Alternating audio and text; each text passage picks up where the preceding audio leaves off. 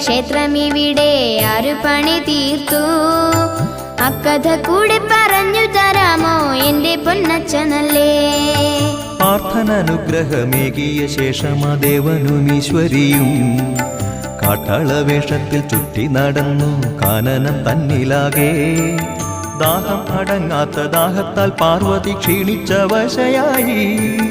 ദാഹജലത്തിനായി തേടിയെന്നാകിലും എങ്ങും ലഭിച്ചില്ല. അയ്യോ ദേവിക്ക് ദാഹമുണ്ടായതു ദേവനറിഞ്ഞില്ലേ? കാട്ടാളരൂപി ശിവൻ എന്തു ചെയ്തു? നൽകിയോ വെള്ളമപ്പോൾ? കാടാമ്പുഴേശ്വരി വാഴുന്നൊരിക്കോവിൽ സ്ഥാനത്തു നിൽക്കുന്നേരം ദേവിക്കു വേണ്ടി നീലത്തേക്കൊരസ്ത്രമയച്ചു കിരാത ശിവൻ. അമ്പേറ്റ ഭാഗത്തു കൂടി പ്രവഹിച്ചു പുണ്യമാം ഗംഗാജലം. അങ്ങനെ ക്ഷീണവും ദാഹവും മാറ്റി